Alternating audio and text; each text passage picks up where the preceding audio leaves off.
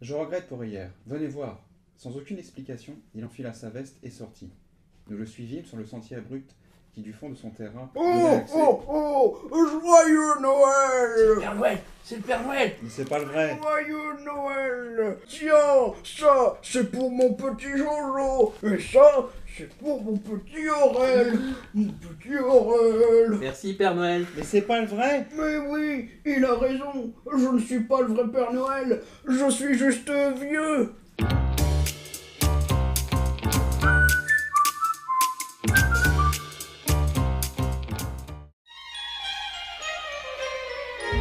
I'll have a blue Christmas without you. Joyeux Noël tout le monde! Ça marche vraiment moins bien sans la barbe en fait. Salutations, bienvenue sur Cinéma In, le cinéma en intérieur. Et donc aujourd'hui, comme vous pouvez le deviner au bonnet et à l'ambiance lumineuse, enfin j'espère que l'ambiance lumineuse marche, nous allons parler de films de Noël, ou comme nous avons intitulé cette émission, les films hot. Comme quoi, est-ce que c'était une si mauvaise idée que ce soit Joe qui donne les titres? Joe, à toi! Ah oui, c'est vrai que les deux premières émissions, c'est moi qui avais donné les titres. Mais maintenant, vu que c'est vous deux qui a décidé ce titre-là, je me dis... Moi, c'est plus poétique. Oui. Salut à tous. Comment, j'espère qu'ils vont bien. J'espère que ces gens-là vont bien. Oui, ceux qui nous regardent. Ah, les autres... Bah si, les autres, bah si. Bah, ouais, oh, Ceux qui ne nous regardent pas. Ceux qui nous regardent pas aussi, j'espère que vous allez bien. Moi, je suis pas d'accord avec ça, tu vois. Attends, on commence à... On arrive à bientôt à 120 abonnés. Donc C'est pas mal. On fait nos petites... Non, on a un seul bonnet, il est là. J'espère que vous allez bien. Donc, vu que nous arrivons à la période de Noël, enfin, quand la vidéo sera diffusée, je pense qu'on sera Noël. Donc, on a décidé de parler des films de Noël, et plus particulièrement des films qui se passent pendant Noël. Et donc voilà. Et vu que à chaque fois c'est moi qui choisis le film le plus vieux, c'est moi qui va commencer. On va pas changer. Bah, on part tous des films de notre génération, donc forcément... Alors, effectivement, c'est un film de ma génération parce que voilà, je suis un enfant des années 90 et en 1992, il y a eu des événements. Il y a eu la plus grande série des années 90 qui est Batman la série animée et Batman Returns de Tim Burton. Et donc je vais parler de Batman Returns de Tim Burton. Je l'ai revu il y a pas longtemps et je me dis que quand j'étais gamin, je regardais des films qui n'étaient pas tout à fait pour mon âge. On l'a tous fait à un moment. On l'a tous fait à un moment. Mais Batman Returns, voilà, il est sorti en 1992, donc c'est la suite la suite, avec beaucoup plus de moyens. C'est la suite du premier Batman qui est sorti en 89, du même Tim Burton. Et donc, on retrouve Michael Keaton dans le rôle de Bruce Wayne et de Batman. Danny DeVito, qu'on ne présente plus, dans le rôle du pingouin. Michelle Pfeiffer. Elle était belle, hein, Michelle Pfeiffer. Oh, il l'est toujours. Hein. Non, elle s'est refait la tronche. Ah, C'est horrible. j'ai pas vu quand... Ah, en c'est fait, horrible. parce que je l'ai vu dans Stardust et tu fais ça passe encore. Enfin, ça passe encore. Il est encore Ça passe encore. non, passe c'est encore, horrible, hein, c'est horrible de dire ça passe encore, mais il est encore. Et Christopher Walken dans le rôle de Max Schreck. Que raconte Batman Returns c'est Batman qui revient et qui va devoir affronter le pingouin et Catwoman. En gros, c'est ça le film, même si c'est un petit peu plus subtil. Alors, pourquoi j'ai choisi ce film-là? Parce que on est en plein cœur dedans, en fait. C'est que tout le film se passe pendant c'est la semaine avant Noël, quoi. Et aussi, je trouve que, vu que c'est Burton, c'était à l'époque où Burton était en totale communion artistique. Parce que je juge qu'en fait Burton, son âge d'or, c'est vraiment 88 jusqu'à 97, quoi. À peu de choses près, en fait. C'est à partir de Sleepy Hollow. Allez, je mets Big Fish aussi, parce que j'aime bien Big Fish. Je trouve très joli Big Fish. Voilà. Moi, je garde Sweeney Todd. Parce que j'ai. Batman Returns. Donc voilà, c'est à ce moment-là où Burton, en fait, est totalement libre, entre guillemets, parce qu'en plus, il voulait pas faire la suite de Batman. Il avait fait le premier, il jugeait qu'il avait déjà tout dit. Et la Warner a dit ouais mais non, vas-y, fais la suite. Mais tu fais ce que tu veux. C'est ça. Et qu'est-ce qu'a fait Burton? Ouais. Bah, il a fait ce qu'il a voulu. Donc c'est pour ça que le film est totalement différent du premier. Et c'est mon préféré d'ailleurs de Burton, parce qu'il y a vraiment sa patte. Il parle pas. Je veux dire par là que oui, le scénario il pourrait être très basique.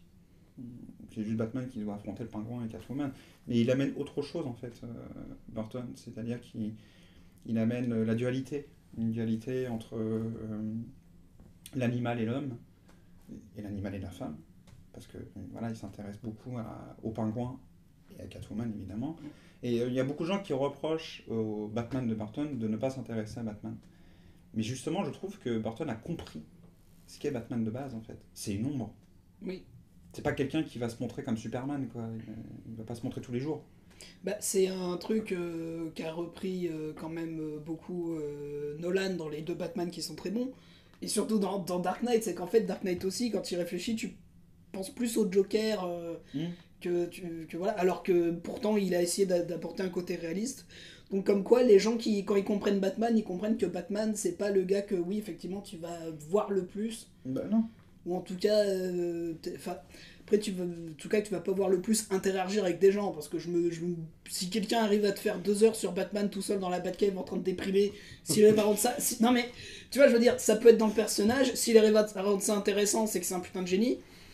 Oui, Après voilà. le Batman de Matt Reeves va peut-être nous Ça se surprendre. trouvait, on va voir Robert Pattinson totalement déprimé pendant 2 heures, on va se dire. Oh, putain. Ah donc en fait t'es en train de jouer comment t'étais intérieurement quand tu tournais Twilight. Bah, après, le film Batman Lego s'intéresse un peu plus à Batman. Je trouvais que c'était plutôt un petit tour de force. Mais oui mais ça s'intéresse à sa solitude. Oui, c'est ça. Oui, voilà, c'est dans ouais, ce sens-là justement que ça va ouais. aussi. Ça va dans le sens de ce que vous dites, quoi. Mm. Mais on s'intéresse plus à la solitude du personnage qu'en fait le personnage lui-même, qui en soi Batman de base n'est pas ultra intéressant en fait. C'est plutôt les méchants qui gravitent autour de lui. Contrairement à Superman où c'est Superman qui est intéressant. C'est-à-dire, tu demandes à quelqu'un de citer 3 méchants justement de Batman. Ça va être facile. Ils vont t'en citer 10 et tu vas dire j'ai dit 3.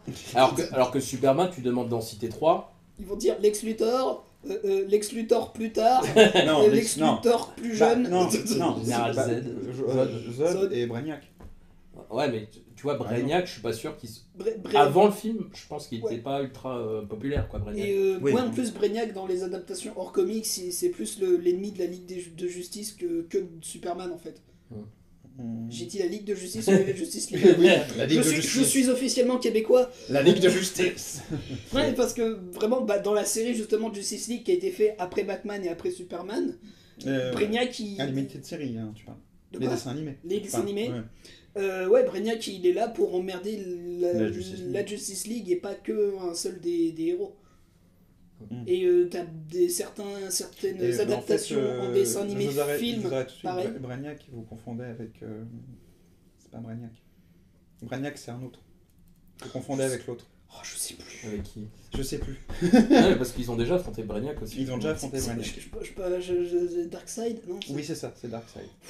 En même temps, il y en a plein, ils ont des Brainiac est genoux et plus c'est un les méchant. Brainiac est plus un méchant de Superman. Normalement, ouais. Normalement, C'est ça. ouais. On revient sur Batman. Ouais. Voilà. Parce que je parlais de Batman de Burton quand même. Donc, Batman Returns, pour moi, je le trouve visuellement magnifique. C'est-à-dire que les décors, tout est tourné en studio, mais ça se voit pas. Enfin, vraiment pas. Il y a des moments. Et ce que j'aime chez les Batman de Burton, c'est ce côté qu'il a gardé, ce côté, je vous amène dans un autre monde, qui ressemble pas à la réalité. C'est ça que en fait, que on peut reprocher aux autres adaptations de Batman, c'est ce côté, oui, on met le personnage dans un environnement assez réaliste, entre guillemets. Et ce que j'aime chez les Batman de Burton, c'est ce côté fantastique. Je trouvais qu'il amenait les gens ailleurs. C'est-à-dire que vraiment, tu rentrais dans un autre monde chez Burton. Surtout Batman Returns. Parce qu'il y a des... Il y a cette fameuse séquence d'introduction où tu suis la naissance entre guillemets du pingouin dans les égouts. C'est magnifique en fait. Et petit aparté, en fait, en gros, c'est que le pingouin c'est Moïse. Clairement. Parce qu'il revient 33 ans plus tard.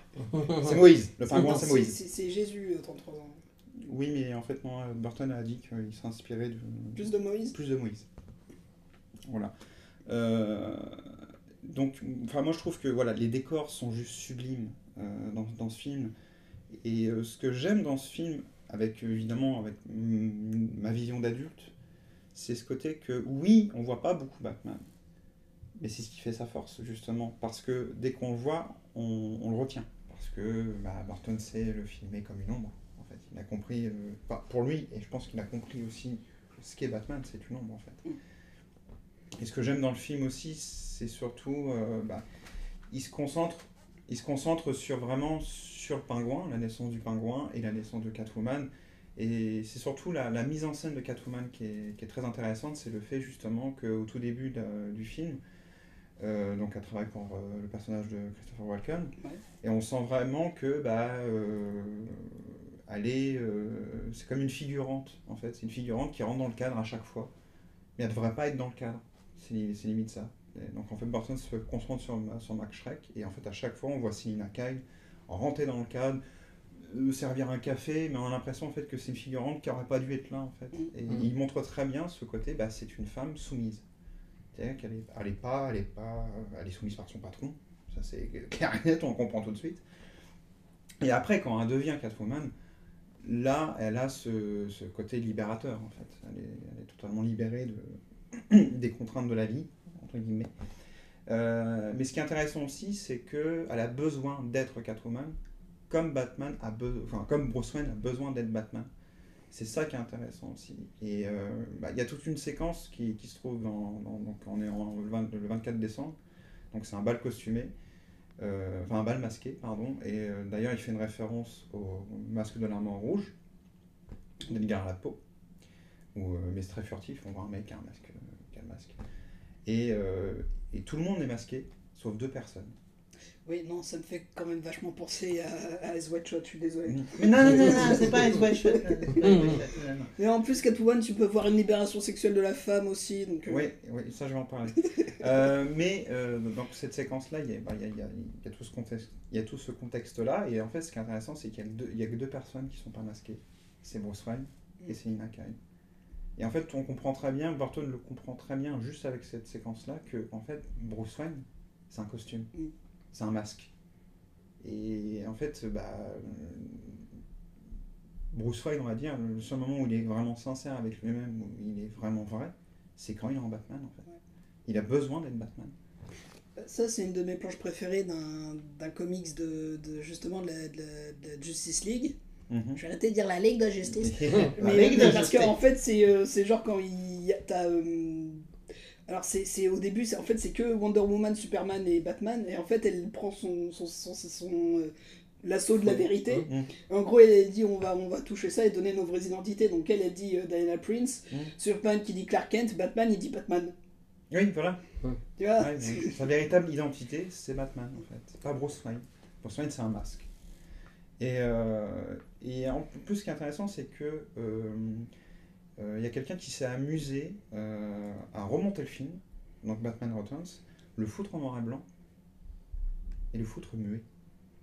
Et ça fonctionne, mais parfaitement, en fait. On sent vraiment que Burton, en fait, sur ce film-là, il a rendu hommage au cinéma muet, expressionniste allemand. Donc, c'est pas que dans ce film-là l'expressionnisme allemand. Non, on est bien d'accord. C'est dans sa vie. Regarde, quand tu regardes par exemple Sleepy Hollow, donc oui, il fait des références au cinéma expressionniste allemand et le cinéma muet, mais aussi à la Hammer. Oui. Voilà. Il y a Christopher Lee quand même en début de film, donc voilà. Et même il y a Michael Gough qui joue Alfred. Oui. Il a tourné pour la Hammer. Ouais. Voilà. Mais voilà, ça fonctionne super bien ce fameux montage en noir et blanc, c'est super beau en fait, parce qu'on dirait vraiment un film muet, ça marche. Et il fait plein de petites références aussi, mais qui sont très subtiles. Rien que le maquillage du pingouin. En fait, Burton a rendu hommage à un film qui est perdu. On ne peut pas le trouver. Enfin si, mais juste en photo, en fait, parce que la pellicule apparemment a brûlé, je ne sais pas quoi, enfin bref. Et le film s'appelle Londres après minuit, avec Lon Chaney. Lon Chaney, c'est un mec qui était capable en fait de se maquiller tout seul. On va dire que c'est l'un des précurseurs du maquillage fantastique. Et en fait, dans ce film, là, il joue un vampire. Et quand tu vois le look de Lon Chaney dans le film, c'est un petit peu prémisse du pingouin en fait, sans tu sais, le nez très pointu de Danny DeVito. Et donc c'est très subtil en fait. Il faut vraiment connaître les références quoi, pour le voir. Et ce que j'aime aussi, c'est vraiment cette idée que pour une fois, entre guillemets, la Warner a pris un risque à l'époque quand même, de laisser carte blanche à Burton, tout en sachant qu'ils n'allaient pas avoir ce qu'était le premier. Parce que le premier, on sent bien que oui, il y a du Burton, mais en même temps, c'est une commande. C'est surtout laisser carte blanche sur une suite d'un truc qui, du coup, qui commençait à le lancer en tant que franchise. Oui. Parce que en fait, c'est très commun surtout à Hollywood de dire à un gars, tu sais, le fameux un pour toi, un pour eux. Où en fait, le gars fait un film pour un gros studio, et après, les mecs lui filent carte blanche pour son truc à lui. Genre un gars qui a fait d'autres Batman, et puis après, il a fait son truc à lui, à savoir Inception. C'est un peu comme ça que ça s'est passé, c'est un peu comme ça qu'il a eu le droit de faire Inception. Inception étant très cool, moi je suis assez content. Oui, voilà. Est-ce que cette virgule est importante? Non, mais bon. On est un peu du genre à cracher sur Nolan, donc autant dire qu'on aime bien ses films. Oui, je suis d'accord, Ouais. totalement. Moi j'en aime que deux de lui, donc voilà. Et Inception en fait partie. Voilà. Donc, bon, voilà. Mais je reviens sur Batman, enfin Returns, et voilà, ce qui est intéressant, c'est justement voilà, que la Warner en fait a fait. Alors je dirais pas qu'elle a fait une confiance aveugle, c'est pas ça. Il savait très bien que c'était pas un tâcheron, Burton. Il savait très bien les capacités qu'il avait. Mais je pense vraiment qu'en fait, c'est une réinterprétation en fait ce que fait Burton avec Batman en fait. Il le fait vraiment dans sa vision à lui, mais c'est ça qui est aussi passionnante aussi. Bien sûr, il y a des le film n'est pas parfait, déjà ça n'existe pas. Pour moi, ça n'existe pas un film parfait. Mais il y a des défauts, on va dire, scénaristiques. C'est-à-dire que je vais spoiler deux choses, mais par exemple, comment Batman réussit à piéger le pingouin en enregistrant ce qu'il dit. Parce qu'à un moment donné, le pingouin lui parle directement, il critique Gotham, il critique les habitants de Gotham. Et comment il a fait pour enregistrer sa voix, parce qu'on ne le voit pas faire. Comment il fait pour trouver là où le pingouin se cache. Et Catwoman pareil, comment elle a fait pour atterrir là. C'est des petites choses qui paraissent... ça te fait titer un petit peu, c'est tu fais... Comment il a fait? Mais en même temps, ça passe. Parce que justement, on est dans un univers fantastique, on est dans un univers à part. C'est ça qui rend vachement bien. Et aussi, au niveau des comédiens, il n'y a rien à acheter. C'est-à-dire que je juge que Michael Keaton, en termes de Wayne, et toute la figure qu'il a, ça lui va tellement bien, je trouve. Et ce côté aussi, c'est que il y a, alors après, nous on a connu aussi les affronts des comédiens, même encore aujourd'hui, où dès qu'ils étaient annoncés en tant que Batman, ça gueulait. Je pense à Ben Affleck et je pense à Robert Pattinson. Mais Michael Keaton, c'était pareil. C'est-à-dire qu'il ne faut pas oublier que Michael Keaton, c'est un acteur comique. Avant. Mais en fait, je comprends la logique de Burton de l'avoir choisi. Parce que Keaton, c'est quelqu'un qui est passe-partout. Donc jamais tu t'imagineras que c'est lui le Batman. Enfin, tu penses pas à ça. Et je trouve que Keaton le rend fragile. Il a un côté très fragile, le Batman de Keaton. Oui, ouais. Et en plus, il y a des gens, en plus ça date pas d'hier, les gens ont gueulé, je pense au Batman de Ben Affleck qui tue, qui n'a pas pour tuer, mais dans les films de Burton, il tue aussi. Et faut pas oublier, dans les premiers comics, Batman tuait.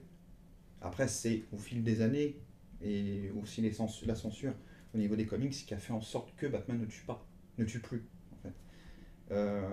Donc moi j'aime beaucoup le Batman de Keaton. La voiture est classe. Moi, je trouve que c'est l'une des plus belles Batmobiles au cinéma. Oui. Danny DeVito en pingouin et froid dans le dos. Enfin, c'est un autre pingouin du comics, parce que c'était plus un personnage rigolo en fait, le pingouin dans les comics. Et je parle pas de la série des années 60. Et le compte, c'est que je cite la série des années 60, mais c'est pas anodin. C'est qu'en plus, Burton, enfin les scénaristes et Burton ont repris un arc narratif de la série des années 60. Parce que dans le film, dans Batman Returns, à un moment donné, le pingouin se présente comme maire. Mm. Et dans un épisode de la série des années 60, Il fait ça. il fait ça aussi. Donc c'est un petit clin d'œil, en plus dark, il faut le dire, parce que le pingouin de Danny DeVito est terrifiant. Et en fait, en gros, c'est que Burton le montre comme un freak, comme un monstre, qui cherche son humanité, qui cherche... voilà, il y a le côté animal, il y a le côté homme. Il cherche ça, enfin, il fait semblant de chercher. Il fait semblant de chercher. Et il y a aussi, et surtout, Michel Pfeiffer, qui dedans est juste... on a l'impression que c'est... Iconique. Ouais, elle est vraiment... la scène de transformation, je dirais, où elle devient Catwoman, c'est pas des effets gore ou des effets... non, c'est tout dans l'interprétation, en fait. Et c'est incroyable, Michel Pfeiffer, dedans. Et tu fais, ok, bon, bah, c'est impressionnant.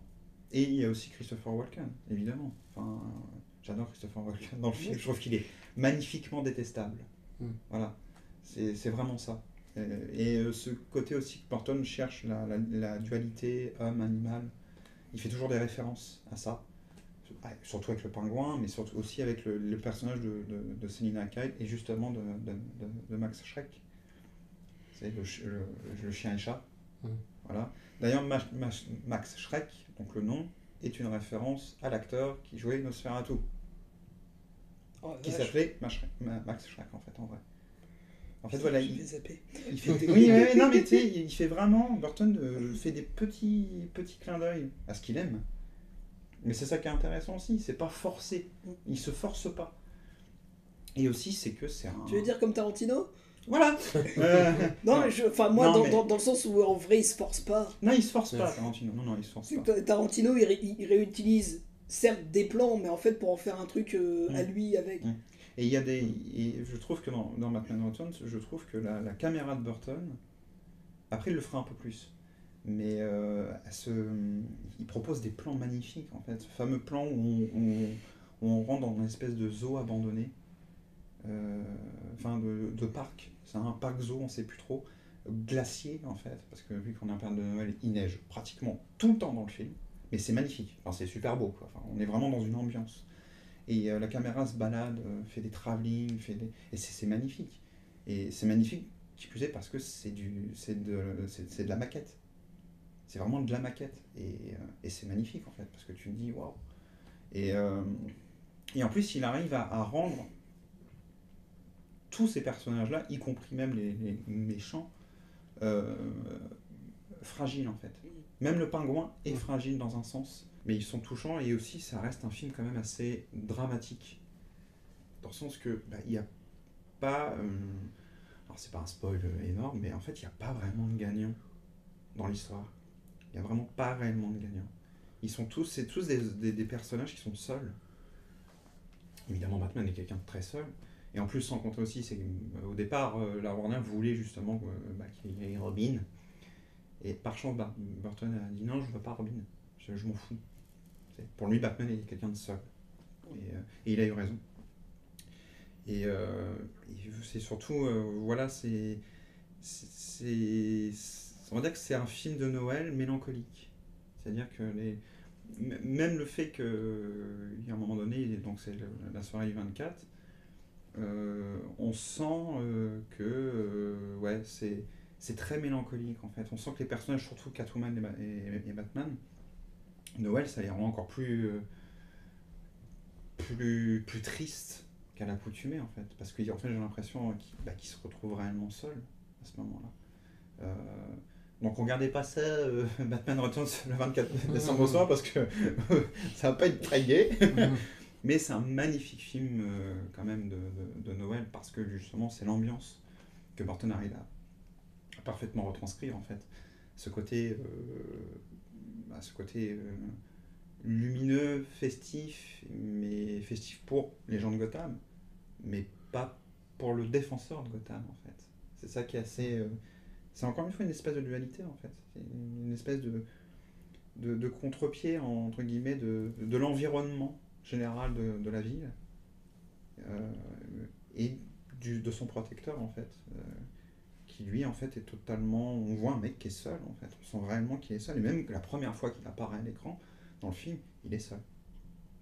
Donc d'entrée de jeu, en fait, le Burton le montre seul. Et je trouve que il fait partie, pour moi, des meilleurs Batman au cinéma. Parce que ça reste tout de même... ça reste une proposition de cinéma aussi. C'est une proposition de Burton qui ne colle pas à un comics en particulier ou un arc comics en particulier. C'est vraiment une proposition d'un auteur qui, je pense, et ça se ressent même, aime Batman profondément, mais qui s'est dit, bah tiens, je vais prendre le personnage que j'aime et je vais en faire quelque chose, tout en respectant l'âme du personnage, en fait, qui est, on connaît tous le Batman sombre, c'est surtout arrivé des années 80 où là, le Batman sombre qu'on connaît tous a vraiment pris de l'ampleur. Mais on sent vraiment que Burton, il garde cette idée sombre et en fait il l'amène dans son propre univers. Et c'est pour ça aussi que c'est, en règle générale, l'un des meilleurs Burton. Batman Returns, c'est un de ses meilleurs films. En plus, il a enchaîné après, quoi. Enfin, tu vois, avant il fait Edouard en main d'argent, il fait celui-là, et après il fait Hollywood. Voilà, enfin, tu te dis, ouais, j'aurais bien faire ça moi aussi. Hein. Et moi, franchement, oui, voilà. Les gens de ma génération, je pense que, et même vous deux, j'en suis sûr, vous avez vu Batman Returns. Bah oui. Quand même. Mais c'est surtout les petits jeuneaux. Je vous invite vraiment à voir les... Et après, tu vois la suite, tu fais qu'est-ce qui se passe? Ah oui, bah ça détonne. Hein. C'est beaucoup de néon. Non, Voilà. ouais, mais en fait, je pense que du coup, c'est parce que, pareil, les deux de Schumacher ont été comparés à la série des années 60, sauf que je sais pas si du coup c'est lui qui a voulu ou si on l'a forcé, mais justement essayer de garder le Batman de Burton en mode oui mais Batman il est sombre, oui mais moi je veux un univers coloré si tu veux, mais Batman il est sombre. Mais du coup ça fonctionne plus. Bah j'ai le droit de le modifier un peu, le modifier à quel point? Je veux lui mettre des tétons. Ok. Bah, en fait, non. C'est que on fait une petite aparté sur les Batman de Schumacher, mais en fait au départ, faut pas oublier un truc, c'est que le Batman Returns a marché, a fonctionné au box-office, moins que le premier, parce que les parents, eux, ils voient Batman, ils se disent quoi? C'est un film pour les enfants. Donc ils amènent leur môme aller voir Batman Returns. Et ils voient le pingouin faire... Voilà, ce n'est pas un film pour enfants, Batman Returns, même si je l'ai vu gamin. Enfin bref. Donc les parents se sont retrouvés tout couillons. Et le comble, c'est qu'au départ, Burton était prêt à refaire un troisième film. Parce qu'en fait, le fait d'avoir eu le totale liberté qu'il a eu pour ce film-là, ça lui a donné envie de continuer à faire un autre Batman. Mais comme la Warner n'a pas pu vendre de jouets, et surtout aussi c'est que le partenariat avec McDonald's, ça n'a pas pu se faire, justement, parce qu'ils n'allaient pas vendre des Happy Meal avec un film qui n'était pas forcément pour les enfants. Ce serait très con. Enfin, rentablement, on va dire, pour McDonald's. En termes d'image, c'est un peu compliqué. Ton Happy Meal, trouve ton jouet Eyes Wide Shut. Oh, Trouve ton pingouin explosif. Ah, zut. Le mien vibre. Oui, non, mange ça. Et trouve le couteau de Michael Myers. Ouais. C'est Halloween. Trouve les griffes de Freddy. Ouais. Non, mais... Collectionne les 5 pour faire le gant. Mais le problème, c'est ça, c'est que le partenariat, je vais y arriver, avec McDonald's, ça s'est totalement planté, logique. Et en fait, en gros, la Warner, qu'est-ce qu'ils se sont fait? Bon, peut-être le prochain film, on va peut-être le faire moins sombre et moins glauque. Et en fait, la Warner partait dans cet objectif-là, mais quand Schumacher a repris le relais, lui, il a grandi avec le Batman de la série télé. Donc c'est pour ça que, à mon sens, Batman Forever est un hommage à la série télé. Même si apparemment il y aurait une director's cut qui mélangerait les deux. Le côté série télé, mais extrêmement très sombre. Voilà, apparemment. Je demande à voir. Ouais, je demande à voir. Moi, franchement... Des on-dit, des rumeurs. Oui, voilà, des on-dit, des rumeurs. Peut-être ça sortira un jour. Ouais, je sais pas. Et vraiment, Batman Forever est un hommage à la série télé. Le fait que Schumacher a choisi pour Batman Forever Jim Carrey, c'est pas anodin. Parce qu'en fait, il fait une totale référence à la série des années 60, parce que l'acteur qui jouait l'homme mystère dans la série, c'est Jim Carrey. Ils ont le même humour, la même manière de le jouer, en fait, de l'incarner. On s'est totalement barré, limite Joker. Et limite, même dans la série, il était plus drôle que le Joker. Donc, en fait, c'est pas anodin. Mais je vais terminer sur Batman Returns. Si tu veux qu'on parle de Batman Returns, on parle pas des Batman de Schumacher. Moi, franchement, je vous le conseille de le découvrir, pour ceux qui le connaissent pas. Et découvrir un Batman différent et un Batman un peu plus imaginaire, je dirais. Un peu plus fantastique, un peu plus... c'est pas du Nolan, hein, et même, je dirais même le prochain Batman, parce qu'il est ancré dans quelque chose de encore plus dark, je trouve, et encore plus réaliste, je dirais.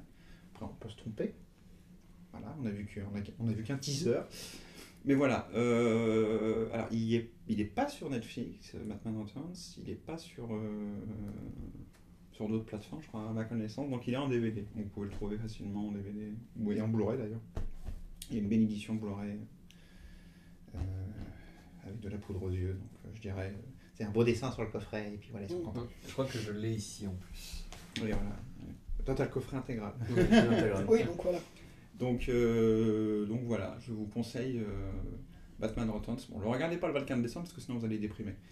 Regardez plutôt les autres films que ces messieurs vous proposent. Je vais vous parler d'un film qui pour moi crie Noël, mais vraiment à cause non seulement de son ambiance, mais du fait qu'effectivement ça se passe beaucoup à Noël. C'est un des éléments plus secondaires que centraux, mais qui est très récurrent. Je vais vous parler de Love Actually. C'est un film qui est sorti le 3 décembre 2003. En plus, du coup j'ai vérifié, c'est vraiment la date où ça a été remis récemment et sur Netflix et sur Amazon Prime. Donc les mecs, ils savent que c'est la période de Noël, ils savent que Love Actually ça donne quelque chose de bien. Et c'est un film écrit et réalisé par le meilleur homonyme que j'ai jamais eu de ma vie, à savoir Richard Curtis. Richard Curtis, avant de faire ce film-là, et en plus d'être maintenant surtout un bon scénariste, parce qu'il a moins réalisé de trucs qu'il en a écrit, même s'il en a réalisé quelques-uns, c'est surtout le co-créateur d'un personnage anglais très aimé, à savoir Mr. Bean. Parce que c'est lui qui, coécrit les épisodes de Mr. Bean avec Rowan Atkinson, qui a réalisé quasiment tous les épisodes. Il a aussi aidé à la création de l'autre personnage de Mr. Bean, de Rowan Atkinson, qu'on ne connaît pas en France, à savoir Blackadder, qui est un personnage beaucoup plus cynique et beaucoup plus parlant que Mr. Bean, vu que Mr. Bean c'est surtout de l'humour physique. Et voilà, donc après il s'est enfin lancé pour de vrai, vraiment de manière véritable dans le cinéma, surtout avec Love Actually, où il a frappé un bon coup pour montrer ce qu'il savait faire. Love Actually est un film choral. Qui dit film choral dit beaucoup d'acteurs. Donc là, j'ai fait une petite liste. On a donc Hugh Grant, on a Emma Thompson, on a Alan Rickman, paix à son âme. On a Colin Firth, on a Laura Linney, on a Andrew Lincoln, que les gens connaissent surtout pour Walking Dead, mais là vous allez le voir plus jeune et sans barbe. On a Keira Knightley, que là vous allez voir plus jeune et avec un rôle pas très intéressant. Ah non, pardon, mais là elle a le rôle de la jeune ingénue, tu fais heureusement que t'as une carrière derrière, on a pu voir que t'étais une vraie actrice. On a Martin Freeman. Pareil, après on a vu qu'il savait vraiment jouer, parce qu'après il a fait The Office, il a fait Sherlock, et plus récemment dans les très gros trucs qu'il a fait The Hobbit. On a Liam Neeson, qu'on voit ne pas être un personnage d'action, ce qui pour un public moderne peut paraître un peu chelou. Là en fait on le voit être juste un beau-père. Pour le personnage de Thomas Singster, qui est un jeune homme très doué à cette époque-là, et aujourd'hui c'est un moins jeune homme, mais il a quand même une tête de bébé, c'est incroyable. Vous l'avez sûrement vu dans... si vous avez Netflix, vous l'avez vu dans Queen's Gambit. Il joue le gars qui s'habille en cow-boy, j'ai oublié son prénom. Et nous avons, dans un petit rôle récurrent, Rowan Atkinson, parce qu'on n'oublie jamais les copains.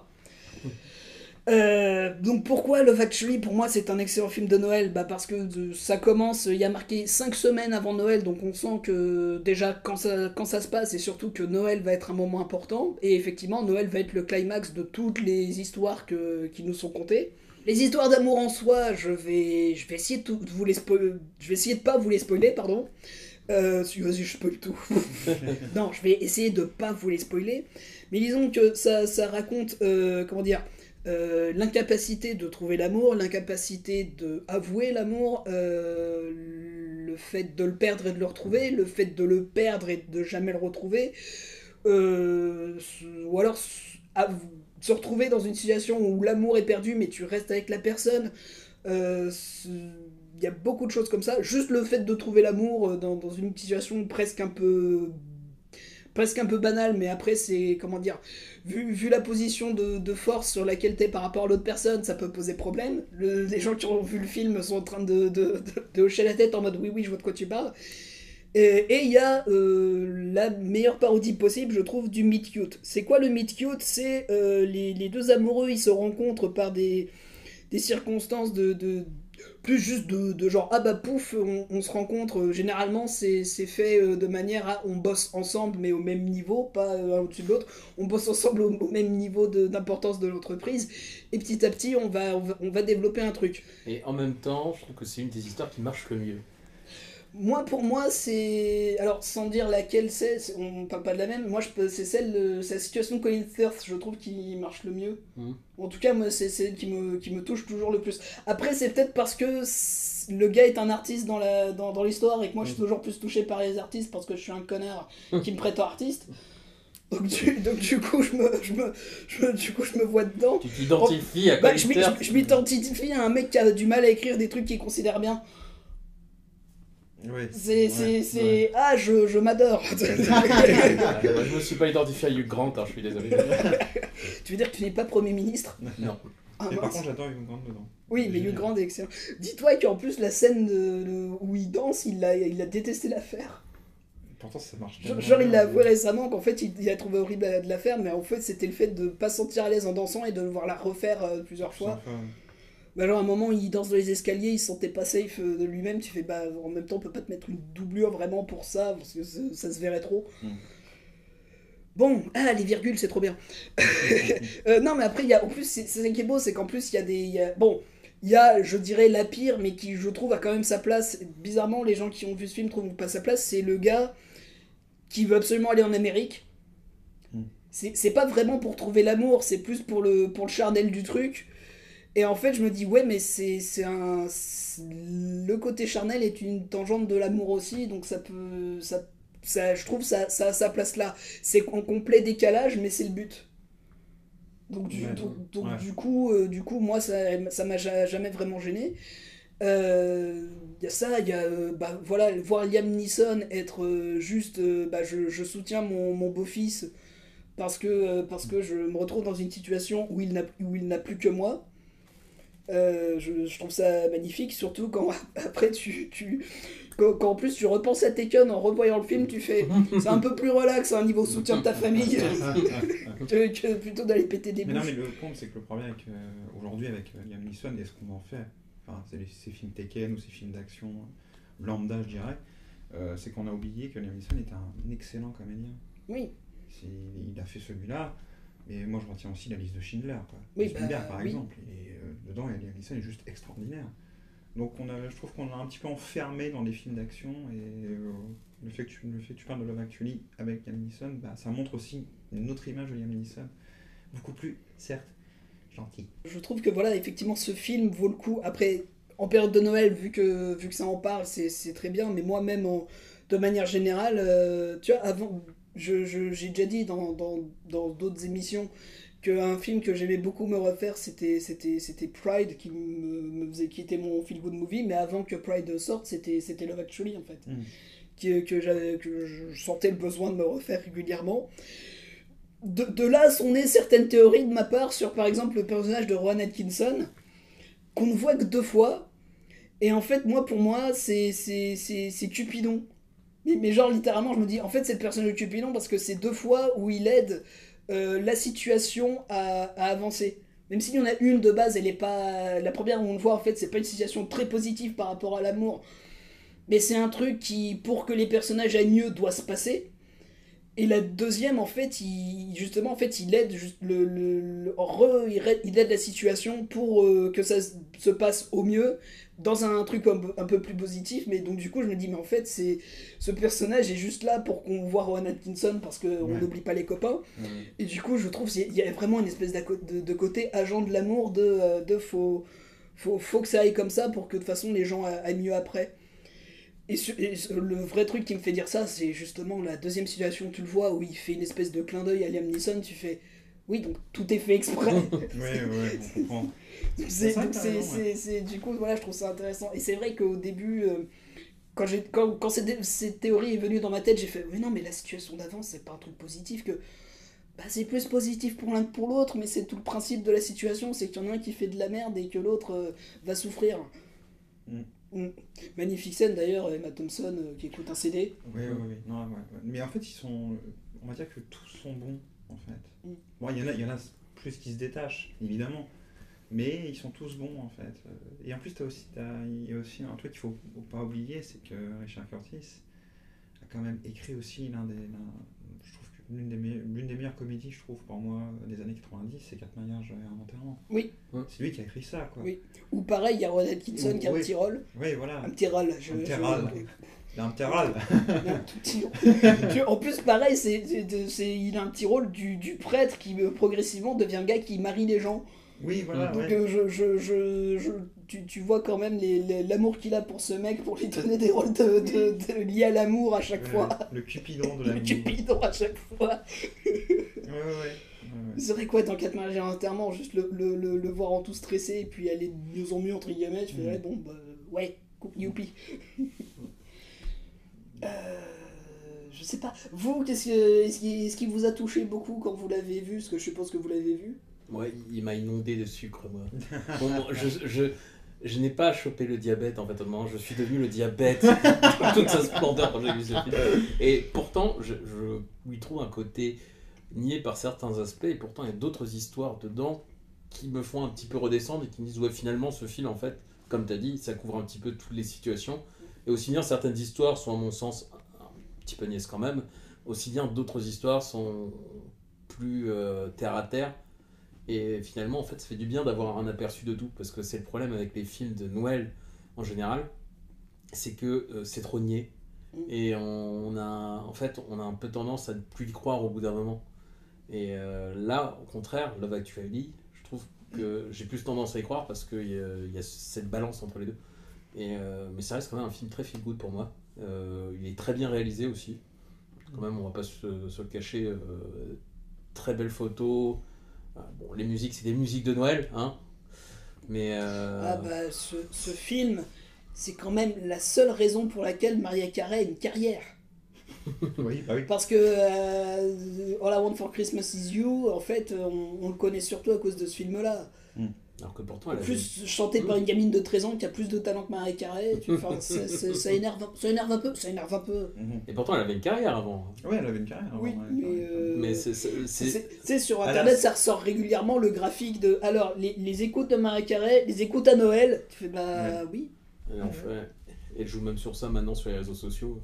Genre cette année, elle avait posté une vidéo d'elle juste après Halloween où elle se lève, elle dit It's time. Mais elle en est consciente. Elle en est consciente. Elle en est parfaitement consciente de ça. Mais du coup, ouais, sur ce film Love Actually, non, franchement, c'est un de mes films favoris. C'est pas mon film favori, mais c'est quand même un de mes films favoris pour le côté justement très très sympa, très très feel good. Et puis ce qui raconte, tous les personnages quasiment sont attachants en plus. Et ça, c'est bien dans une histoire. La dynamique entre personnages est plutôt sympa. Et moi, ça me suffit pour faire un bon film en fait. Bah, moi je serais d'accord avec toi. Non. Enfin, je l'ai revu il y a pas longtemps pour cette émission, mais je le connaissais déjà avant, hein, je vous rassure. Mais je l'ai revu, je l'ai redécouvert en fait, parce que je me suis dit, en fait c'est un film qui fait du bien. Oui. En fait c'est ça, c'est un film qui fait du bien. Je le compare, il y a un autre film, on a tous des films, c'est un peu péché mignon entre guillemets, tu sais, un film qui nous fait du bien.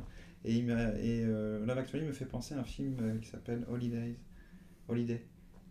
Oh, je sais plus qui. Dedans, il y a Cameron Diaz, Kate Winslet et oui, Jude Law. The Holiday. Avec Jack Black aussi. Jack Black. C'est ce genre de film. Oui, je l'ai vu aussi et j'adore. Oui, et j'ai trouvé. En fait, c'est ces films-là qui ne se prennent pas au sérieux, loin de là, mais ils sont bien faits. Et c'est des films qui font du bien, réellement. Ça fait du bien au moral. Mais en même temps, ça arrive aussi à t'émouvoir aussi. Aussi, il y a ce côté-là. Il y a ces deux facettes-là. Et oui, Love Actually fait partie de ces films-là où tu le vois, mais t'es bien content de le voir en fait. C'est des films, ouais, on va dire, c'est des films bonbons, comme tu l'as bien dit, mais qui font réellement du bien en fait. Ça fait du bien au moral et ça fait du bien de temps en temps de voir des films comme ça aussi. Puis ce qui est marrant, c'est cool que tu parles de The Holiday, parce que The Holiday et Love Actually aussi, il y a des beaux messages sur les familles recomposées. Oui. Ouais, et voilà, la petite parenthèse. Là, ouais, et je vais faire une autre parenthèse. Je trouve que dans The Holiday, Jules Law est juste touchant. Ah, il est magnifique. Ah, il est magnifique dedans. Même Jack Black, j'aime bien dedans. Je l'aime bien. On va reparler. On revient sur Love Actually. mais voilà, moi, ce que j'ai retenu dans Love Actually, c'est. Alors, j'ai pas tout retenu, mais j'aime bien l'histoire de l'artiste. J'en dirai pas plus. Il m'a touché celui-là. Il m'a touché. J'aime beaucoup Liam Neeson dedans aussi. Et Hugh Grant. Donc, Love Actually, donc voilà, alors, je sens que pour certaines personnes qui vont regarder, vont dire « Oh, c'est classique de nous parler de ça à Noël. » Oui, mais revoyez-le, faites-vous du bien, c'est Noël, c'est le moment de décompresser, surtout avec cette année qui a été tellement... Voilà. Aurèle, à toi. 2020 a été génial. Merci pour le règne de parole. Donc, pour... Justement, cette émission, j'avais un peu hésité sur les films dont je voulais parler, puis je m'étais dit quand même, je vais peut-être parler de films qui sont assez faciles d'accès, parce que j'ai failli parler de Santa Slay, qui est un film où le Père Noël est un démon, et qui est joué par le catcheur Bill Goldberg. Et c'est un film qui est pas bon, mais qui est rigolo à voir, donc je vous invite à le regarder si vous pouvez le voir. Et j'ai failli parler de Krampus, qui était pour moi une bonne surprise en termes de film d'horreur aussi sur Noël. Mais j'avais envie de parler d'un beau film. Et le beau film dont je vais parler, qui est accessible sur Netflix, c'est Klaus, qui est sorti en 2019, qui est réalisé par Sergio Pablos. C'est ça. Et Sergio Pablos, est-ce que vous connaissez ? De réputation. En fait, vous le connaissez vous le connaissez parce que c'est celui qui a créé Moi Moche le Méchant. D'accord. Et les Mignons aussi. Hein, coup, il a bossé pour Disney aussi. Il a bossé pour Disney. Il s'est occupé de l'animation de Tarzan, La planète au trésor. Ah. Donc c'est pas un manchot, quoi. Oui. Du coup, on comprend pourquoi Klaus est plutôt une bonne réussite globalement. Et donc Klaus, qu'est-ce que ça raconte ? Bon, déjà, c'est un dessin animé. Je le dis tout de suite parce que peut-être ça peut rebuter certaines personnes, mais c'est un dessin animé qui est super et qui est pour tout le monde en fait. Ça raconte l'histoire d'un facteur qui est nul, qui est à l'école des facteurs, parce qu'il y a une école de facteurs pour pouvoir poster des lettres efficacement. Et pour le punir, il l'envoie sur une petite île qui est au niveau du cercle polaire, donc il fait toujours froid là-bas, c'est catastrophique. La livraison du courrier n'est jamais assurée. Il n'y a même plus de facteurs là-bas, la poste était fermée, et donc du coup il l'envoie là-bas pour tenter de ressusciter cette poste. Et il tombe, à l'occasion d'une tournée, sur un vieux monsieur qui se cache au fond des bois, qui est grand, qui est costaud, qui a une longue barbe. Voilà. Le père Fouras. Bien entendu. Et du coup, toute l'histoire en fait va se concentrer à la fois sur la progression donc, du personnage principal et qui est ce mystérieux personnage qui se trouve au fond, justement, au fond des bois, et qui semble avoir un rapport, peut-être, avec une certaine personne qui distribue des cadeaux. Donc voilà, donc ça c'est le pitch de base. Et pourquoi ce film est génial ? Parce que c'est un film qui aborde un sujet dont on parle beaucoup avec Richard dans notre émission. Il s'agit d'un film qui parle du... Sida. Non. Je sais pas. Pardon, petit reine. Non, qui parle du deuil. Ah. Parce que ça... On n'en parle pas beaucoup, on a prévu d'en parler. Et on en parle beaucoup quand même. Enfin, on a beaucoup de films, en fait, on se rend compte qui en parlent. Et Klaus parle de ça, mais d'une belle manière.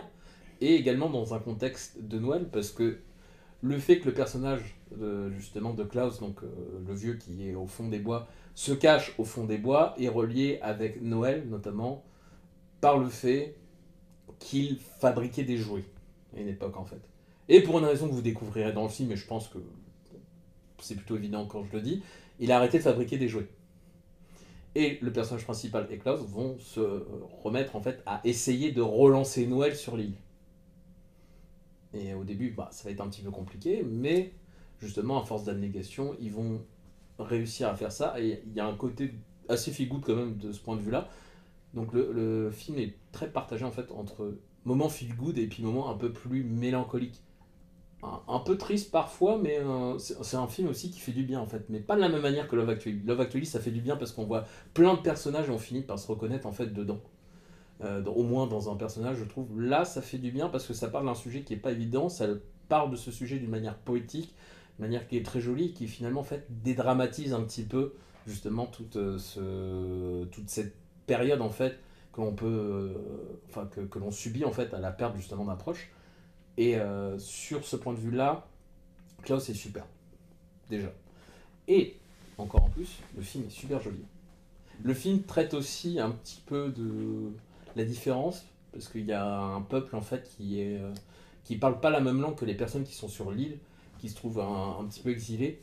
Et justement, le jeune facteur en fait va être une des seules personnes à aller les voir pendant un moment, parce qu'il va se retrouver avec une petite fille qui parle pas du tout la langue locale, qui ne comprend pas, et du coup il va se rendre compte, ah oui mais du coup eux ils reçoivent rien, ils sont jamais considérés, ils sont encore moins considérés que les gens qui habitent sur l'île, alors déjà que les gens qui habitent sur l'île sont pas beaucoup considérés. Donc il y a aussi justement cette ode à la différence dans le film qui est plutôt bien traité. Et après le film fait plaisir à voir parce qu'on retourne sur l'animation 2D. Alors je pense que ça doit être l'animation 2D assistée par ordinateur. Je n'ai pas poussé plus loin mes recherches là-dessus, mais ça fait quand même plaisir un peu de revoir justement cette animation 2D qui a un petit peu disparu dans le cinéma d'animation actuel. Donc tout ce qui est les Mignons, tout ce qui est les Trolls aussi, tout ce qui est tous les films en fait qui sortent qui ont beaucoup de succès. Oui, Il me semble que l'animation, dans le sens le mouvement, est fait par ordi, mais oui, effectivement, c'est du vrai dessin en 2D, quoi. Ils ont plutôt bien, ils ont super bien repris ça. Le film, comme je l'ai dit, est beau. Le film a des petits rebondissements en soi sur l'histoire. Alors, les rebondissements, vous attendez pas des trucs de malade, mais c'est plutôt cool à suivre. C'est assez simple à suivre pour des enfants. Bon, pas non plus des enfants de 3 ans, parce que je pense que ça va être un petit peu compliqué pour eux, mais même des 6-7 ans, dès qu'ils arrivent en fait à suivre une histoire plutôt simple, ça va le faire pour eux. Et en même temps, pour des adultes, comme je l'ai dit, il y a l'autre point de vue qui est plutôt satisfaisant, la deuxième couche en fait de lecture dans tout le film. Après, le personnage principal, c'est peut-être le seul défaut du film, c'est que le personnage principal, il évolue, mais il évolue de manière assez prévisible. Donc du coup, pour les enfants, ça va être super génial, mais après, pour quelqu'un qui attend un petit peu plus peut-être de scénario, ça va pas être ouf, parce que le personnage le plus intéressant, ça reste Klaus en fait. Du coup, pour savoir pourquoi il est là, qu'est-ce qu'il fait au fond des bois, quel est son problème avec les jouets, enfin, on se prend plus en fait d'affection pour lui, peut-être que pour le personnage principal, c'est ce que j'ai ressenti. Mais en fait, c'est pas grave. Là, je suis en train de chipoter totalement, mais c'est un super film de Noël parce que il se passe justement pendant la période qui suppose être Noël. On a une incarnation du Père Noël, en fait. Donc Lost, en fait, aborde des thèmes universels, justement, dans ce que j'ai évoqué. Et reste malgré tout un film qui est simple, en fait, un film qui est cool, un film qui fait du bien, un film qui sent bon le film de Noël, en fait. Et c'est à mater en famille, ça peut être à mater tout seul. Et justement, il n'y a pas... en mai-juin dernier, on s'était demandé justement quels étaient les films qui ne prenaient pas trop les enfants pour des idiots, parce que Oui. malheureusement, il y a beaucoup de films pour enfants qui prennent les enfants pour des idiots et donc du coup qui n'essayent pas d'avoir un propos profond. Là, pour le coup, celui-ci, il a son propos et en même temps, il est divertissant pour les enfants. Est-ce que vous l'avez vu, messieurs, ce oui, je film l'ai vu. J'ai toujours pas vu. Moi, Et en plus, Netflix, du coup, ils te le revendent sur leur page principale, c'est pour dire « Hey, c'est Noël, regardez Klaus Et en fait, c'est vraiment en revoyant justement sur la page, j'ai fait oh, « Je l'ai pas vu !» Alors que, tu sais, c'est sur ma liste et tout, j'ai envie de le voir. Il faut vraiment le découvrir. Et en famille. C'est cool. Mm. Vraiment cool. Plus rien à ajouter, messieurs? On a fait le tour. Non, pas vraiment à ajouter. On a 3 films assez différents sur les... Alors, on a un film, on a 2 films, je dirais, familial. Oui. Et on a un film totalement pas familial du tout. Après, c'est marrant, c'est qu'on est allé du moins, comment dire, du moins sur Noël, au plus vachement sur Noël Oui. quand même. Oui. Parce que moi, dans Love Actually, c'est là sans être si important que ça. Alors que Klaus, c'est le sujet C'est le central. sujet central. Voilà. C'est Et vraiment- Batman Returns, c'est vraiment, ça fait partie du décor, mais ça fait partie aussi de l'atmosphère du film. En fait. Ce côté mélancolique des personnages qui, Noël, c'est pas forcément joyeux pour eux, quoi. Alors qu'à côté, tu pourrais avoir un Die Hard où Noël, c'est pas super important. Oui, voilà. Ça n'a rien à voir, mais des aficionados comme moi, on dit non, ça se passe à Noël, c'est un film de Noël. Ouais, voilà. Puis des personnages de série disent aussi que c'est un film de Noël. Hein. De quoi? Dans Brooklyn Nine-Nine. Oui, c'est Brooklyn Nine-Nine, ils disent que c'est un film de Noël, mais en même temps, c'est pour eux, c'est le film ultime de tous les temps. Oui, mais c'est Brooklyn Nine-Nine. C'est normal. Brooklyn Nine-Nine. C'est normal. Bon, on va terminer cette émission en vous souhaitant un très joyeux Noël. Joyeux Noël. Ça marche toujours pas. J'ai plus la barbe, ça Un marche très toujours joyeux pas. Noël. Prenez soin de vous surtout. Des bonnes fêtes. Des très bonnes fêtes, ouais. Et puis pour la suite des événements, donc... Bonne chance. Non, on va rester optimiste. On va garder optimiste. On va garder la Oui, magie du de coup, Noël. bonne chance. Bonne chance si tu veux. L'année 2021, on va espérer qu'elle sera meilleure que celle qu'on a tous vécue. Et en espérant refaire des projets, donc quand je dis des projets, c'est des courts-métrages, du théâtre surtout, parce qu'on a Oui. des projets de théâtre qui sont importants et on n'a qu'une hâte, c'est de monter sur scène, on va le dire Oui. franchement. De fouler la scène. De fouler la scène. De lui faire des choses sales à la scène. Ouais, voilà, lui faire des choses très sales. Pareil, on va lui montrer qu'on l'aime à la scène. Voilà, on va lui montrer. Juste pour dire que si on dépasse les 200 abonnés, on fera peut-être une FAQ voilà, avec certains adhérents. Parce qu'il ne faut pas oublier que nous sommes une association de base.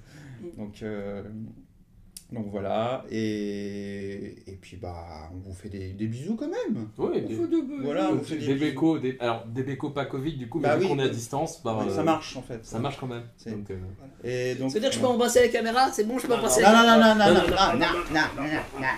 Je vous embrasse. Joyeux Noël, prenez soin de vous, gros bisous. Salut. Noël. I'll have a blue Christmas without you. I'll be so blue